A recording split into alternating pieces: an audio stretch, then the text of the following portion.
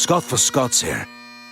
You ever want to grow new grass faster? Kinda like when you press the 2x playback button on your podcast so you can speed through episodes. Except with Scott's Turf Builder Rapid Grass, you're speeding your way from a thin and damaged lawn to a thicker, stronger one in just weeks. Bit too fast, maybe slow it down, okay. Let's just go back to normal speed. Get a bag of Scott's Turf Builder Rapid Grass today. It grows grass 2 times faster than seed alone when applied at the new lawn rate, subject to proper care. Feed your lawn. Feed it. No matter who they are or what job they do, you want to give your employees all the support they need. And UKG, with their HR, pay, and time solutions, can give you all the tools you'll need to help you make your people, all of your people, feel like they belong.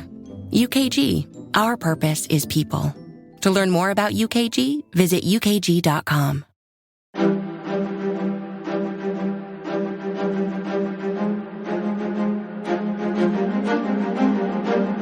Hello, and thank you for listening to The History of World War II podcast, episode 330, The Doolittle Raid, part 1.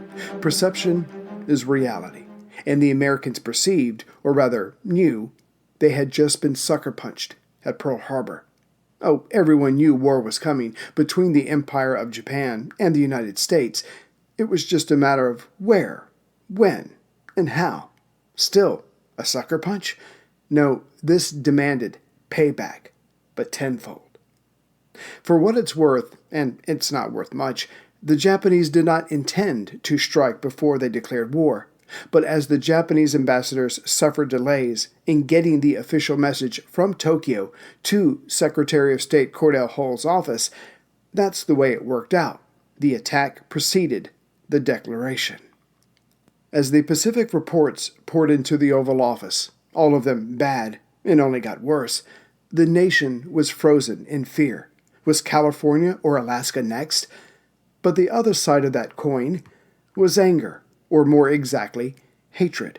We hate what we fear. Again, everyone knew war was coming. The U.S. Congress had voted through a naval expansion in the mid to late 1930s in preparation for that war. But that was now offset by the destroyed or heavily damaged battleships at Pearl Harbor. No, whatever or however America was going to react, it would not be through her battleships. But as the American public was still reeling over the surprise attack, the Japanese military did not stop at Pearl. No, that was only the beginning. As we have seen, various islands and European-controlled territories in Southeast Asia were gobbled up by the empire, the new masters. And FDR knew that with each loss or defeat, America's morale would sink even lower. Still, some of those in Washington pushed past their fear and began to think, okay, but what comes next? One such man was Admiral Ernest J. King, recently promoted to Commander-in-Chief of the U.S. Fleet, or SINCUS. When said out loud, that sounds like Sink Us. King would alter that title when he was also made the Chief of Naval Operations, thus making him the most powerful admiral in the Navy. Though the rest of December, including Christmas and New Year's, only continued to bring bad news, Admiral King kept returning to the idea of striking back at the Japanese. Even before the Arcadia Conference was over, that is, the coming together of America's and Britain's military and civilian leadership to work out a strategy to win the war, which ended on January 14th, King accepted his limited options in hitting the Japanese, as Germany was deemed enemy number one. Italy would fall in due course, and then the Japanese. Still, King would never stop being a champion of sending supplies to the Pacific Theater. Some of the other decisions reached at Arcadia, but were kept secret, was the Europe First strategy, the creation of the Combined Chiefs of Staff to be based in Washington, the principle of unity of command of each theater under a supreme commander, finding a way to keep China in the war, and lastly, which affected King's desire for revenge the most, the limiting of reinforcements for the Pacific. Admiral King would play his part in winning the war and has to be considered one of the more valuable assets of President Roosevelt. Still, he had his negatives. Though he was intelligent and ambitious, he was routinely unfaithful to his wife. He could drink more than any of his young sailors, and he had a temper that visibly aged the men who worked under him. The point is, though he accepted the dictates of the Arcadia Conference, his mind, driven by his aggressive personality, kept revisiting a way to hit back at the Japanese. As he told his fellow senior military leaders, no fighter ever won his fight by covering up, by merely fending off the other fellow's blows. And FDR was of the same mind, but for different reasons. Yes, all of his isolationist opposition had disappeared overnight with the attack on Pearl, but the U.S. was far from ready to go on the offensive, either against the Germans, the Italians, or the Japanese. Within a matter of days after Pearl, the U.S. went from being an undeclared belligerent to having a two-front war. This was going to take time. But being a politician, the question was, what could be done to raise the spirits of the American people, of their allies across the Atlantic and Pacific, and more directly, what could strike fear into the hearts of their enemies, to let them know no one, no location was free from attack, no matter how far away. Basically, another Pearl Harbor, but with the tables reversed. So the president started scouring his maps. Could an airstrike against a Japanese territory be launched from China? Perhaps, but as the Japanese had been taking more and more of China's coastal territory, it got trickier to say yes to that as each day went by. What about Guam or Wake or the Philippines? But as January rolled around, those places were taken off of the list by Japanese invasions. What about from Russian territory, as the Americans, British, and the people of Soviet Russia were now all in the same boat? But Stalin would quickly say no to this, as he had a Soviet-Japanese neutrality pact signed in April of 1941 in his hands, and that he would not give up, as he and his were barely holding out against the opening phase of Operation Barbarossa. Based on the true story that shocked the world. Critics are calling A Spy Among Friends on MGM Plus a thrilling new Cold War drama. Treason. That's what I'm accusing you of. With spellbinding performances. I am not a traitor! Starring Emmy Award winners Damian Lewis and Guy Pearce. You're trying to get me killed. Give me one reason why not. A Spy Among Friends. Watch now, only on MGM Plus. General Marshall, the Army Chief of Staff, tried to mollify FDR's anger by telling him many Army pilots, retired or currently serving, were signing up with Colonel Claire Chennault to fly fighters against the Japanese in China. But FDR remained adamant. He wanted action. He knew it would be some time before a major engagement, a chance for the Americans to strike a devastating blow against the enemy, but he wanted something now, a gesture. He wanted the Japanese to feel what the Americans had felt after Pearl: shock, fear, humiliation, and he wanted it against Japan proper. He wanted Tokyo to know the real meaning of war. Which brings us to Admiral King's Chief of Staff, Captain Francis Lowe, age 47. He and his superiors, hell, even the president himself, were racking their brains on how to strike at Japan's capital. In the end, it was assumed by most, but not by all, that it would have to be a naval aircraft launched from one of the 3 remaining carriers in the Pacific. Of course, being naval aircraft, they would have to get rather close to Honshu, the largest of Japan's 4 main islands, and that would put that carrier at risk, which was hard to justify, seeing as they were the only offensive weapons, besides the submarines, and their torpedoes were still working out the issues that the Americans had in the Pacific at the moment. Back to Captain Lowe. On January 10th, 1942, a Saturday, Admiral King returned to his flagship, the 333-foot steel-hulled yacht, the Vixen, in the Anacostia River at the Washington Naval Yard. He had come from an Arcadia meeting, but still had a pile of paperwork that needed his attention. That's when Lowe walked into the Admiral's office. Clearly, he was apprehensive. Lowe's nickname was Frog, which he had got from being the captain of the Naval Academy's swim team. Everyone there had a nickname. King's was Dolly, due to his rosy cheeks. But over the years, he tried to get people to call him Ray, R-E-Y, as that is the Spanish word for king. No, King was not humble. I'm not sure if Ray caught on, but there were plenty of other names the Admiral was called behind his back. In truth, King was hard, and at times enjoyed being hard, as he chose to be feared rather than loved. But he was fair and had an eye for talent, which is why Lowe was his chief of staff. Indeed, these two men had already cleared the air between them, as King had tore into Lowe when they were on the battleship Texas the year before.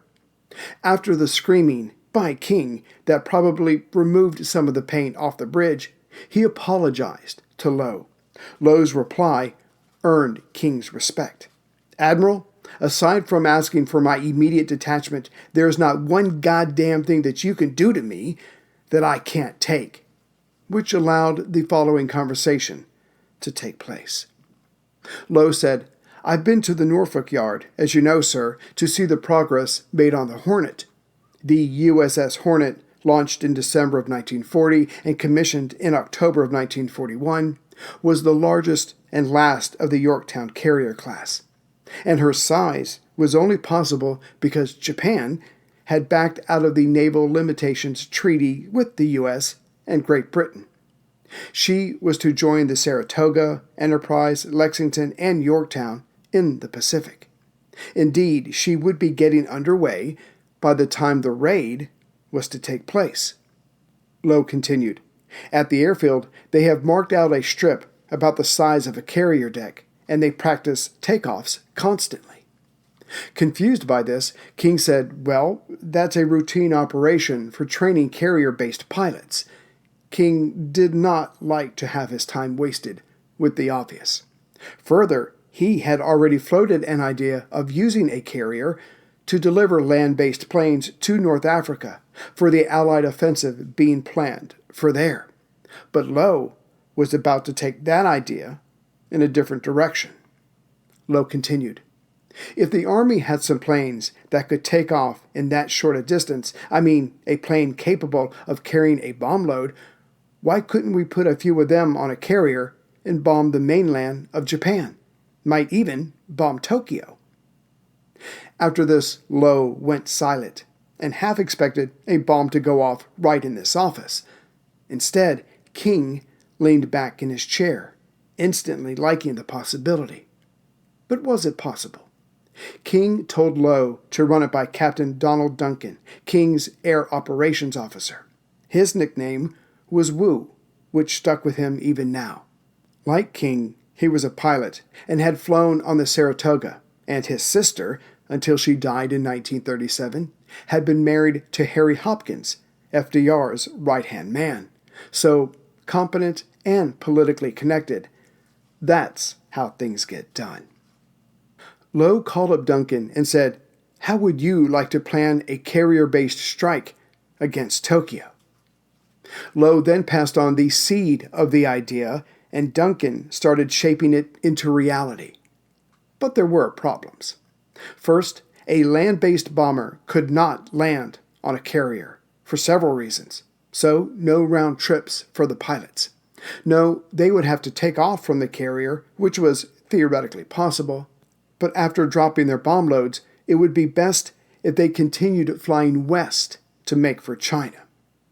Next, as the Japanese had air patrols that covered 300 miles off of their mainland coast, a plane with bombs would have to take off beyond that point to carry out the bombing and then fly to China. Duncan estimated that the bombers would have to take off between 400 and 650 miles away from Honshu. Then came selecting which plane. A Martin B-26? No, Duncan doubted that it could take off full of fuel, probably with additional fuel, and bombs from the carrier's deck. What about the B-23? Again, no, its wingspan was such that it might hit the carrier's superstructure on takeoff. All this led Duncan to choosing the North American B-25. Its wing length was short enough to get past the superstructure, and even with extra fuel added, it should be able to take off with a load of bombs.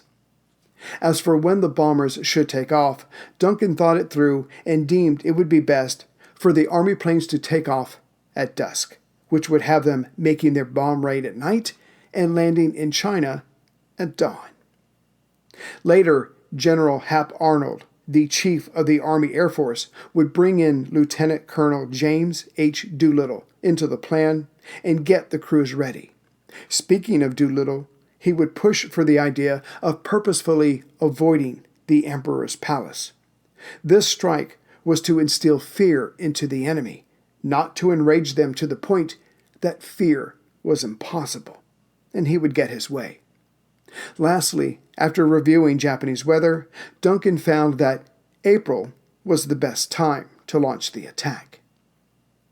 All this was typed up and put on Admiral King's desk, of which he approved. Now King ordered Duncan to take it to General Hap Arnold to get his approval, and this occurred on January 17th. Arnold gave it the green light and selected Doolittle to start thinking about specific crewmen for the mission. Dreaming of a better sleep? Tossing and turning is not your destiny. And Ollie is here to help. Ollie invites you to sink into sweet, sweet slumber to improve your mental and physical health and overall wellness. More than just melatonin, Ollie's ingredients help you unwind your mind for a delightfully dreamy drift off. Sleep is on the way at Ollie.com. That's OLLY.com.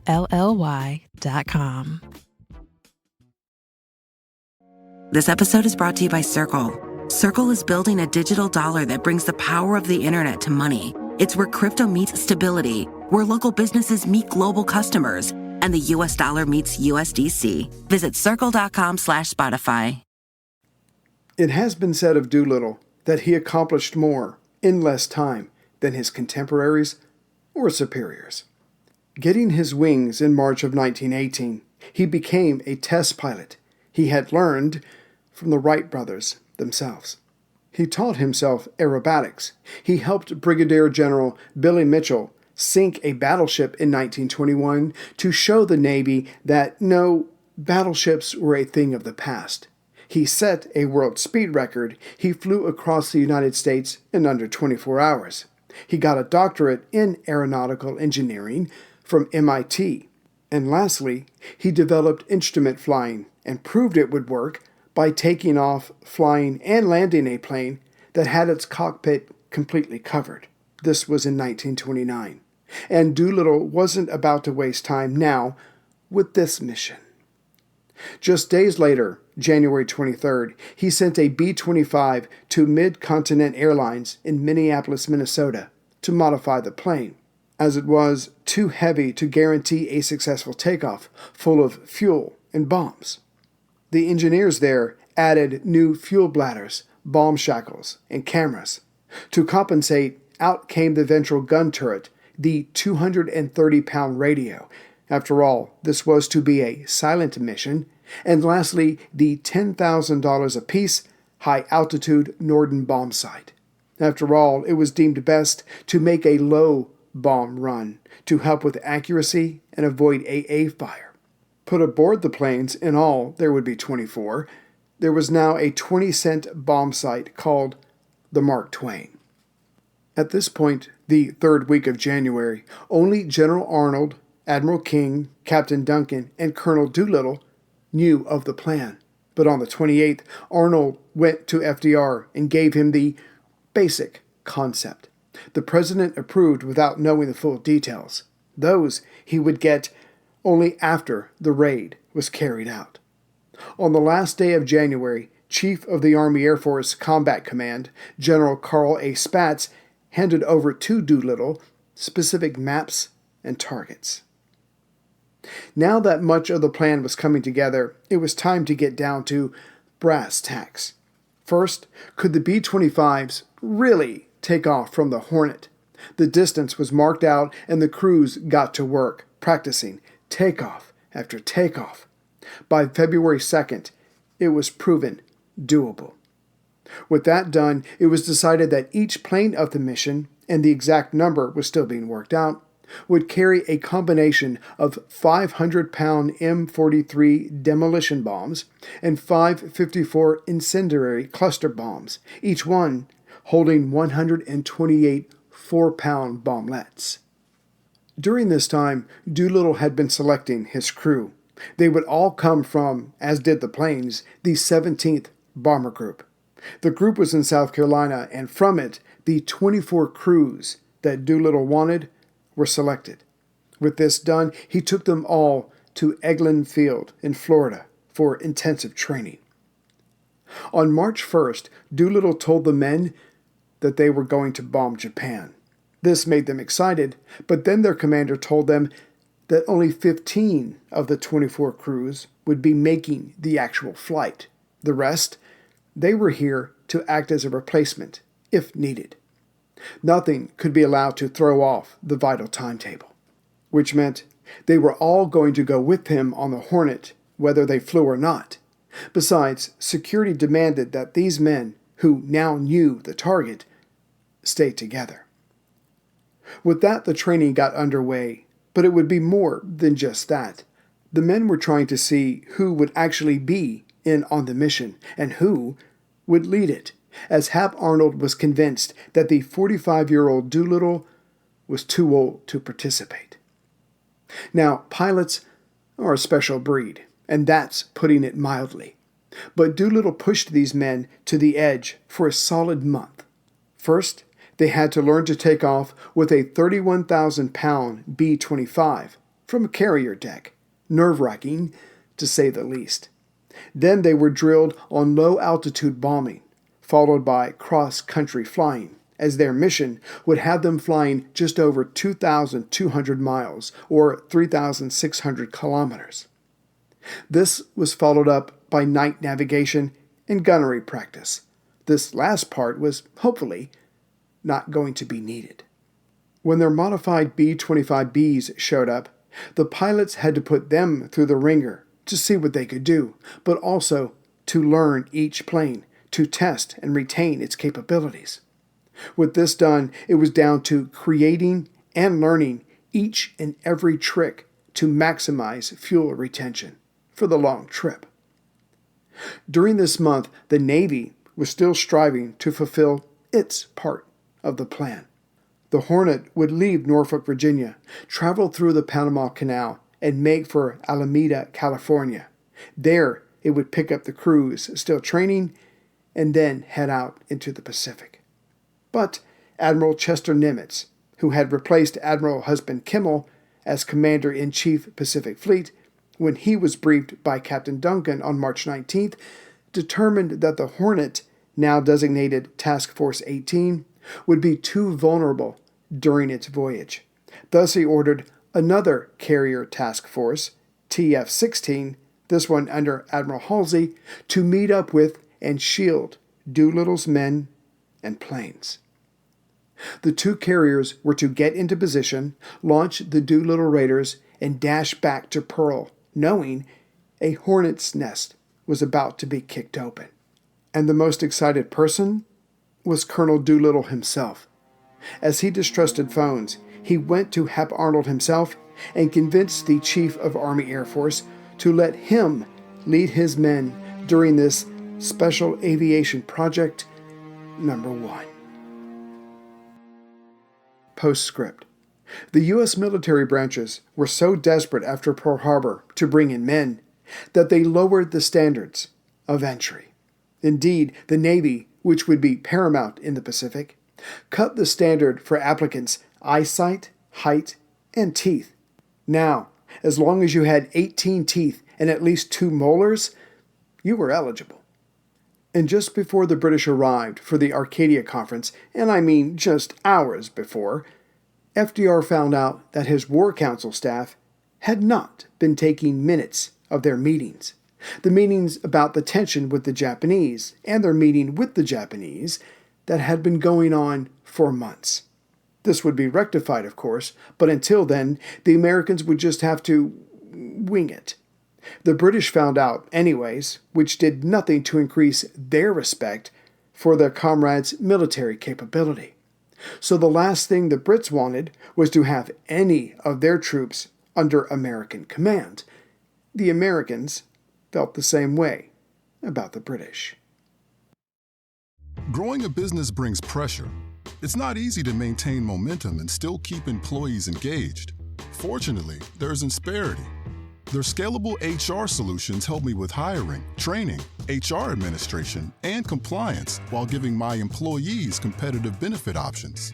When my people are able to thrive, my business can adapt and prosper. With Insperity, nothing seems impossible. Insperity, HR that makes a difference.